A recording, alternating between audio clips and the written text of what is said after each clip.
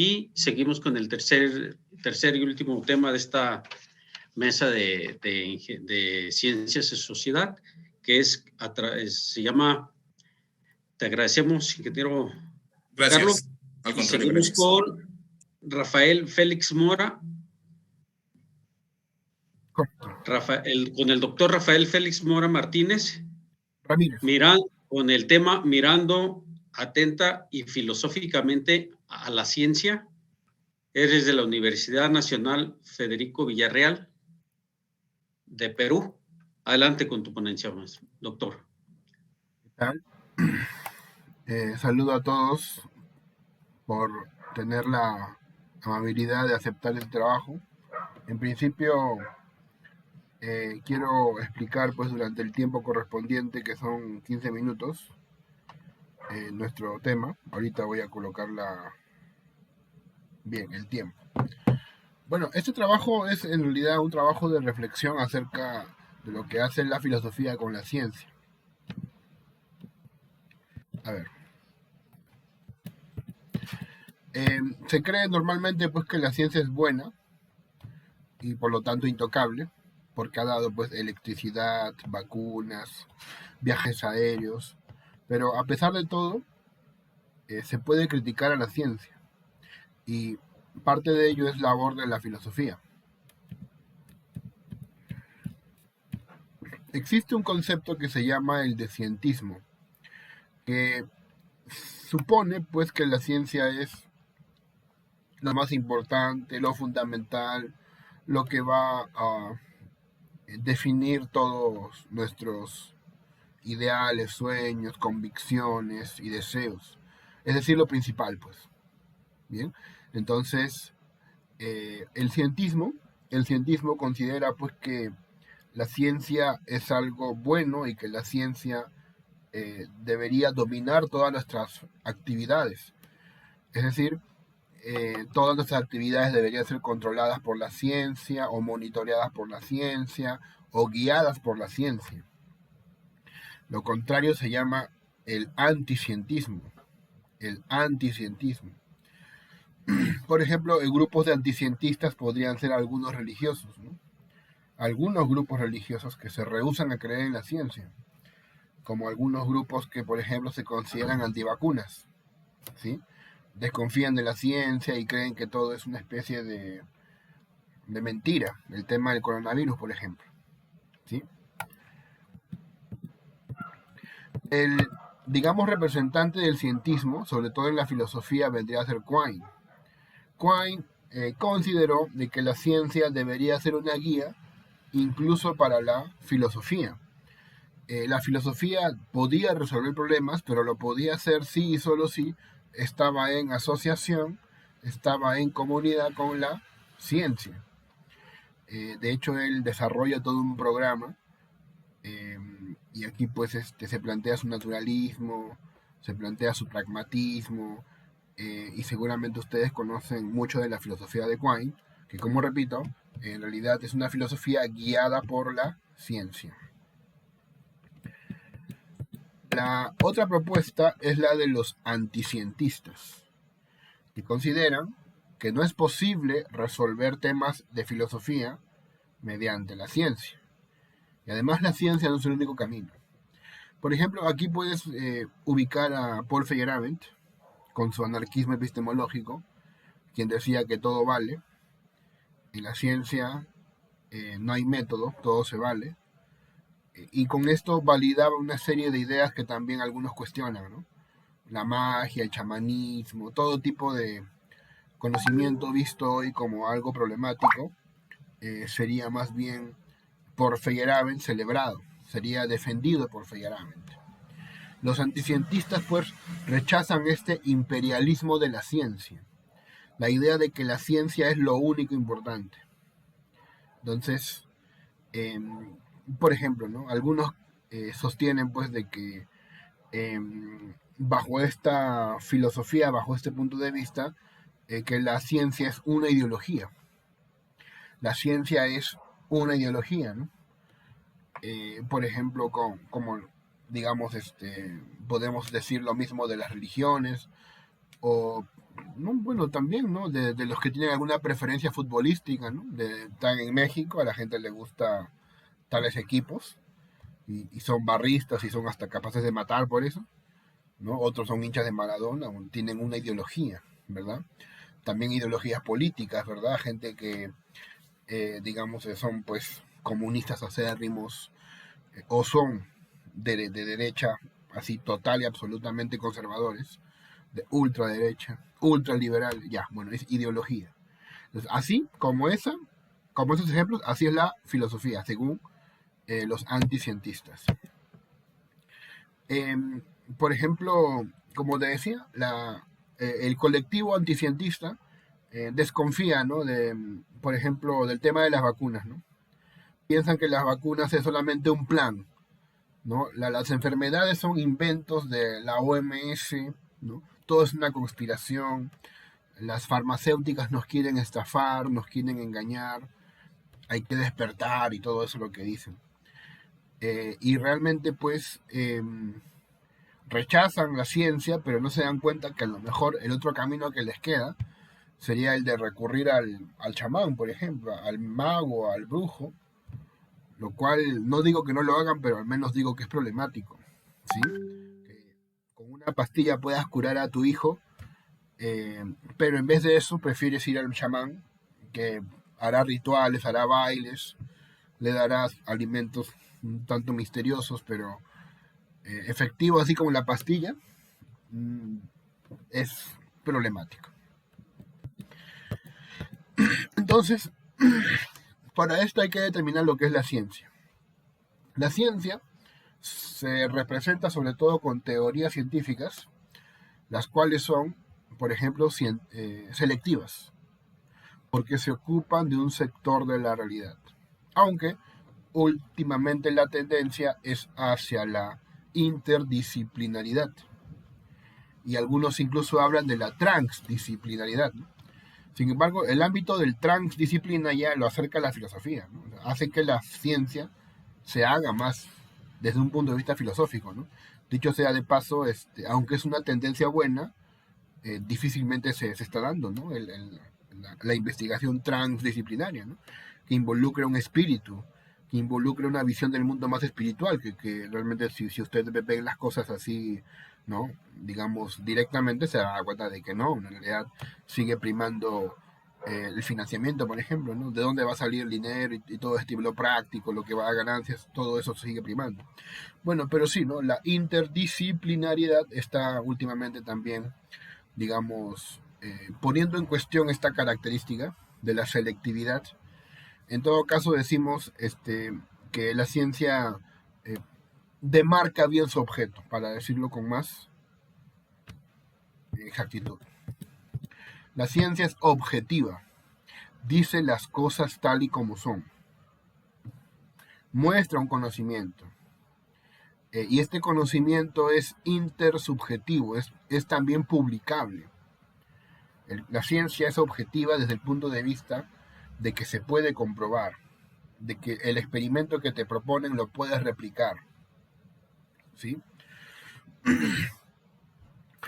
Frente a esta característica se presenta el ámbito de las ciencias sociales, ¿no? Que más bien se resguardan en una subjetividad.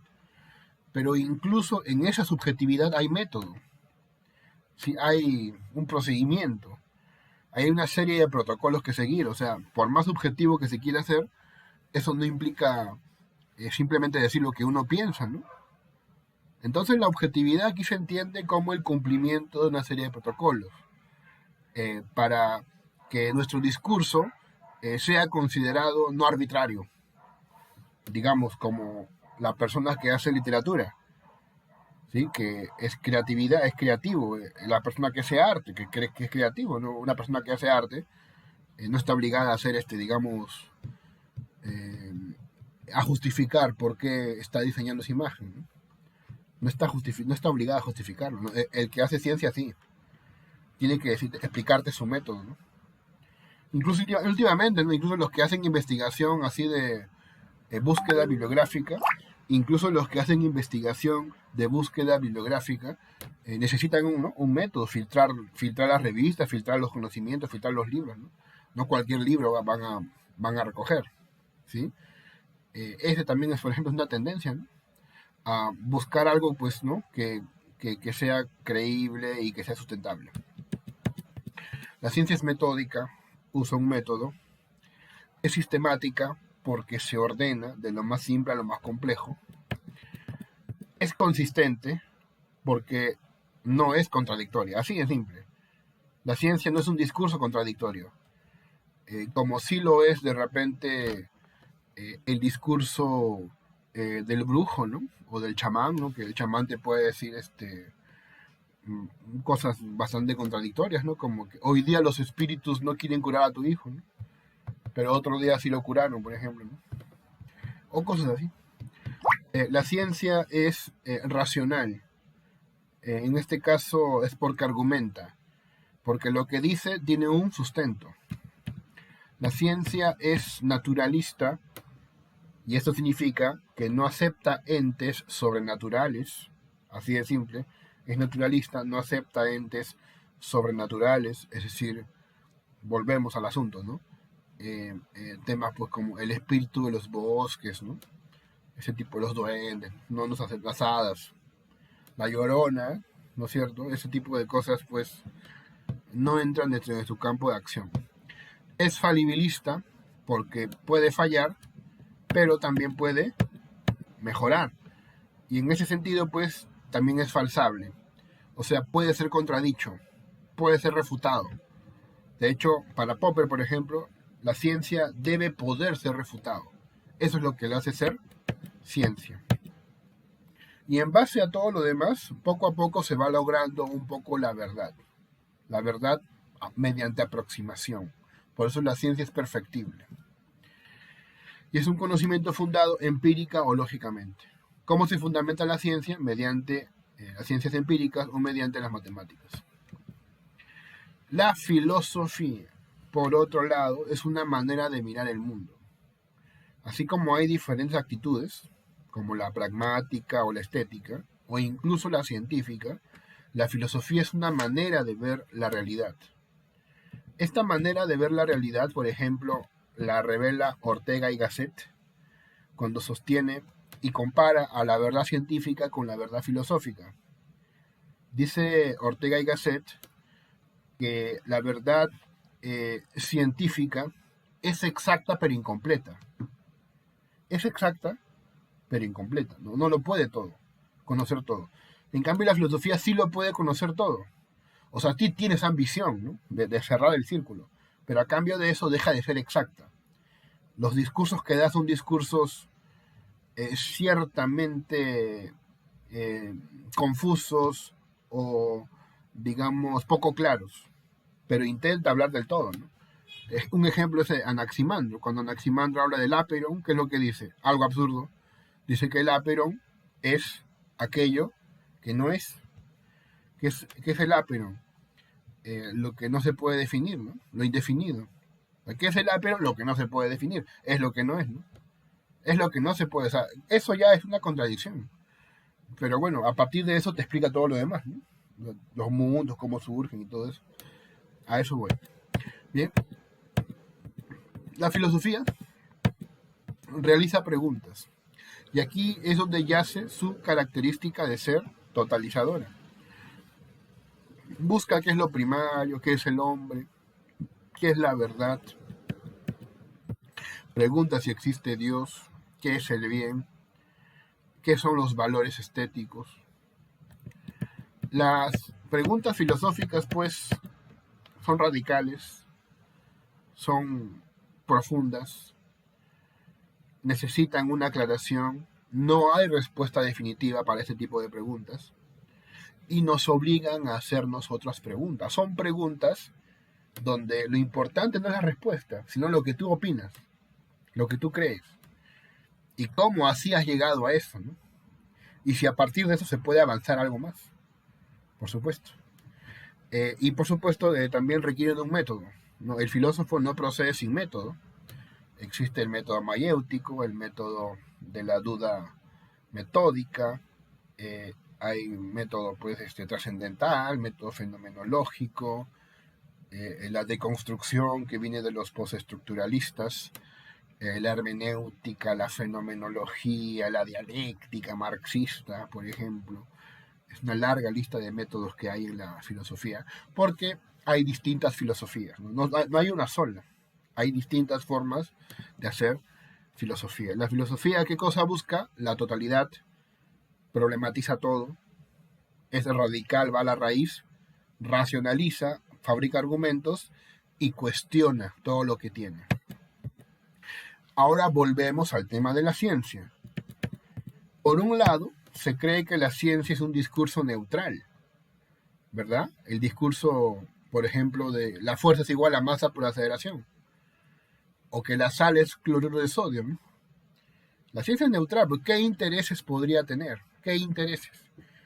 Sin embargo, vamos a revelar algo que también ustedes seguramente han escuchado, que la ciencia esconde cierta parcialidad que no se nota. No se nota a menos que apliques la crítica. Si aplicas la crítica a todo lo que supone hacer ciencia, no solamente el resultado final, que es la fórmula, sino a todo lo que hay detrás de eso, ahí te vas a dar cuenta que la ciencia también tiene un interés, como dirían los marxistas, un interés de clase. Los científicos, por ejemplo, básicamente reciben dinero por sus investigaciones. Necesitan financiamiento. Necesitan probar los científicos que lo que están haciendo tiene uso. Es algo a lo que también les quiero manifestar, ¿no? Porque en el país, acá en donde estoy en Perú, la CONCITEC, que es la que controla todo lo que es la ciencia y tecnología, y quien, digamos, decide quién es investigador notable y quién no. Por ejemplo, rechazó un artículo que yo presenté, que está indexado en Cielo, que bueno, aquí es, no está tan bien valorado, pero al menos tiene un valor modesto, ¿no? De un punto en la escala. ¿Sí? Por ejemplo, una revista Scopus, nivel grado 1, recibe 5 puntos, digamos, ¿no? Una revista en Cielo, un artículo en Cielo recibe 1 punto, ¿ya? Me rechazó, en una última inspección me rechazaron. ¿Por qué? Porque no tiene la estructura de un artículo científico. A pesar de estar indexado en Cielo. Y yo soy filósofo. ¿Qué quieren que produzca? ¿Qué quieren que haga? ¿Qué quieren que haga? ¿Una investigación cuantitativa, cualitativa? ¿No? Y que diga que todas las lecturas que he hecho, ¿no? Han pasado por filtros, por Turnitin y por controles, por Redalic y por todo eso, ¿no? Por eso dicen algunos, pues, de que esta excesiva confianza en la ciencia, ¿no? Está aniquilando cosas como las humanidades, ¿no? Nos están robando la escritura, nos están obligando a escribir como ellos, cuando la filosofía es un discurso muy diferente. En fin, entonces los científicos reciben financiamiento y ahí ya se puede ver valoraciones. Por ejemplo, en algo histórico que ya resaltó un historiador de la ciencia, que fue Imre Lakatos. Imre Lakatos denunció que en la Rusia soviética la biología mendeliana fue perseguida, como lo ven en la imagen, ¿no? ¿Y quién atacó a la biología mendeliana? Lysenko. Su propuesta se llamó el lisenkoísmo, ¿no? El lisenkoísmo. Él atacó fuertemente a los genéticos mendelianos y propuso otra idea, una idea justamente muy apropiada a los comunistas de esa época, ¿no? Que el contexto puede cambiar a una especie, no la especie por sí misma, ¿no? Y claro, ¿no? Esto llevaba a ideas colectivistas y todo eso. De hecho, Lysenko luego fue denunciado por una serie de revistas, pero ya se dan cuenta, ¿no? De que acá hay un interés, ¿no?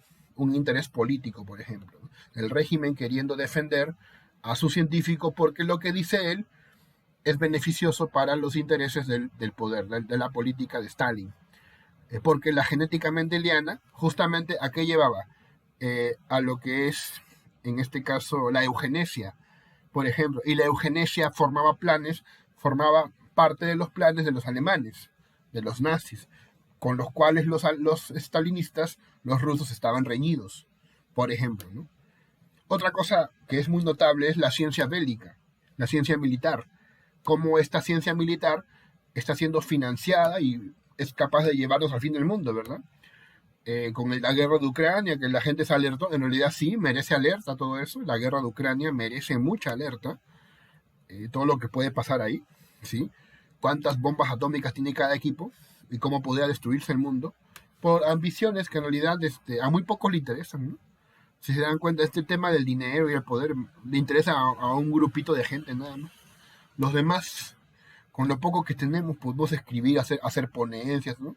Estudiar eh, en, en la Q Norte, por ejemplo, en Guadalajara, tranquilamente, sin tantos millones, ¿no?